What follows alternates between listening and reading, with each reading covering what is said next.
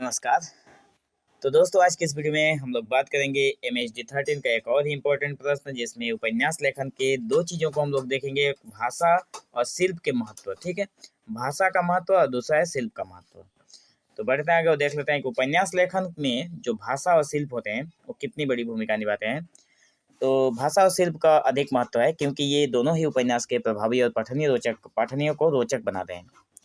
भाषा और शिल्प कथा वस्तु और पात्रों को जीवंत करने में सहायक होते हैं। इनकी सही और सटीक उपयोग किसी भी उपन्यास को उत्कृष्ट साहित्यिक कृति बना सकता है। अगर भाषा के महत्व की बात करें तो इसमें 3-4 पॉइंट हम देखेंगे, और उसके शिल्प के भी 3-4 पॉइंट को देखेंगे। तो भाषा जो है वो उपन्यास का माध्यम होता है, और जिसके द्वारा लेखक अपनी भावनाओं, विचारों और दृष्टिकोण को, मतलब आप लोगों को पता ही है कि भाषा के माध्यम से हम लोग अपनी भावनाओं को ही, अपने विचारों को ही, अपने दृष्टिकोण को ही पाठक तक पहुंचाते हैं। भाषा के महत्व को निम्नलिखित बिंदुओं से समझ सकते हैं।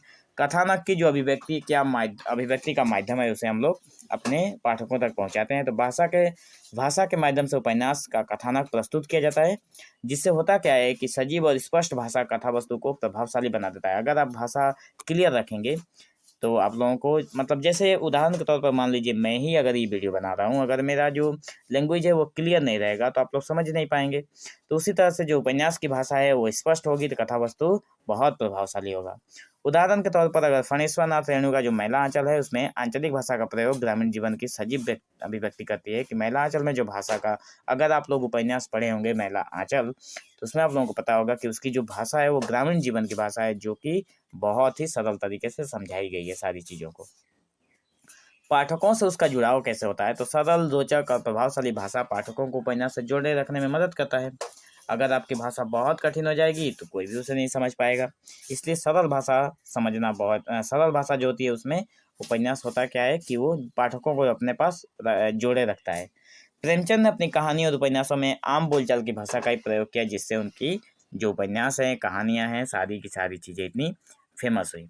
पात्रों का जो चरित्र चित्रण है उसके बारे में अगर बात करें तो पात्रों की जो भाषा है उनके स्वभाव, वर्ग और व्यक्तित्व को दर्शाती है। पात्र किस तरह से अपने शब्द को बोल रहे हैं, जो उपन्यास में जो पात्र हैं वो किस तरह से अपनी सारी चीज़ों को व्यक्त कर रहे हैं, कौन से वर्ग के हैं, इन सारी चीज़ों को मिलाकर ये हम लोग उपन्यास को बना सकते हैं। तो गोदान में जो होरी है उसका बोलचाल अंदाज उसकी गरीबी और ग्रामीण पृष्ठभूमि को दर्शाता है।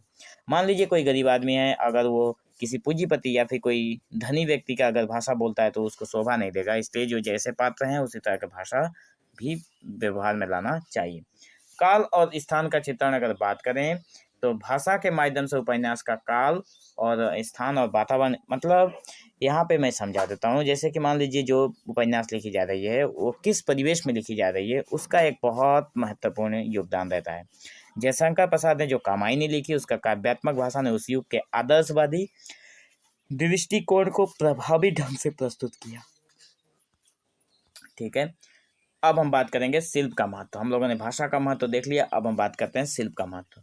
शिल्प उपन्यास की रचना का वो तरीका है जिससे कथानक, पात्र, वातावरण को प्रस्तुत किया जाता है। ये शैली, संरचना और विधि का संमिश्रण होता है। शिल्प मतलब होता है जैसे कि ये तरीका होता है किस तरीके से इसको लिखा जाए।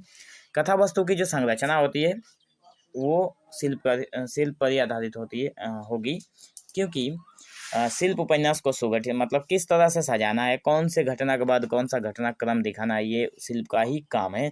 ये घटनाओं को तार्किक और रोचक तरीके से जोड़ता है।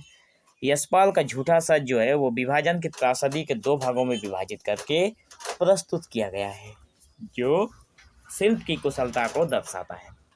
अगर बात करें शैली का चयन, तो लेखक की शैली उपन्यास की पठनीयता को बढ़ाती है। यह वर्णनात्मक और संवादात्मक और आत्मकथात्मक हो सकती है। जैसे मुंशी प्रेमचंद की शैली में यथार्थवाद और साधारणता का अद्भुत मेला में देखने को मिलता है। पात्रों और घटनाओं का जो संतुलन है, शिल्प के माध्यम से पात्रों और घटनाओं के बीच संतुलन बनाया जाता है। अगर संतुलन ही नहीं होगा तो उसको सुगठित नहीं किया जा सकता, जिससे कहानी प्रभावमय और सुसंगत हो जाती है। संवेदनाओं की गहराई जो होती है, जिस शिल्प के माध्यम से लेखक अपनी संवेदना और भावनाओं को गहराई से व्यक्त कर सकता है। रविंद्रनाथ टैगोर के उपन्यास में जो काव्यात्मक शिल्प और गहराई हमें देखने को मिलती है बहुत ही स्पष्ट है। भाषा और शिल्प का संबंध क्या है उसको भी एक नज़र देख ही लेते हैं। तो भाषा और शिल्प एक दूसरे के पूरक हैं। जैसे एक ही सिक्के के दो पहलू हम लोग कहते हैं, ठीक वैसे ही भाषा उपन्यास को व्यक्त करती है और शिल्प उसे स्वरूप और सुंदरता प्रदान करता है। भाषा जो है वो उपन्यास को बताती है कि क्या लिखा हुआ है, और शिल्प है जो उसके तरीके को बताता है कि आप कितने अच्छे तरीके से आप उसकी या फिर उसकी सुंदरता क्या है वो दिखाता है। दोनों के समन्वय से ही एक सफल उपन्यास की रचना संभव है। जैसे प्रेमचंद के जो गोदान हैं उनमें भाषा की सरलता और शिल्प की कुशलता ने इसे भारतीय साहित्य में अद्वितीय उपन्यास बना दिया है। उदाहरण के माध्यम से जो महत्व है उसको अगर समझें तो प्रेमचंद में गोदान में सरल और प्रभावी भाषा तथा संतुलित शिल्प का प्रयोग हुआ है। फणीश्वरनाथ रेणु का जो है उसमें मैला आंचल, जिसमें आंचलिक भाषा और वर्णनात्मक शिल्प के माध्यम से ग्रामीण भारत का यथार्थ चित्रण किया गया है। वृंदावन लाल वर्मा द्वारा झांसी की रानी में ऐतिहासिक शिल्प और भाषा का अद्भुत तालमेल है। जैसे हम लोग अगर कुछ भी मान लीजिए कोई कविता लिखते हैं कोई या फिर आप लेसन लिखते हैं तो उसमें जिस तरह से मुहावरे और लोकोक्ति का प्रयोग करके उसे सुंदरता प्रदान किया जाता है, तो ये भी शिल्प का ही एक गुण होता है या फिर उसका तरीका होता है। निष्कर्ष के तौर पर अगर हम लोग बात करें तो उपन्यास लेखन में भाषा और शिल्प का विशेष महत्व है। भाषा उपन्यास का शरीर है तो शिल्प उसकी आत्मा है। मतलब शरीर में आत्मा होती है, ठीक उसी तरह से भाषा अगर होगी तो उसमें अगर शिल्प जुड़ा रहेगा तो उसकी सुंदरता और भी बढ़ जाएगी। दोनों के संतुलन प्रयोग से ही उपन्यास पाठकों के मन पर गहरी छाप छोड़ सकता है। एक कुशल लेखक इन दोनों का समन्वय कर अपनी रचना को उत्कृष्ट और चिरस्थायी बना सकता है। तो आज की वीडियो में बस इतना ही, मिलते हैं हम लोग नेक्स्ट वीडियो में। तब तक के लिए आप लोगों को हिंदी परीक्षा SK YouTube की चैनल की ओर से बहुत बहुत धन्यवाद।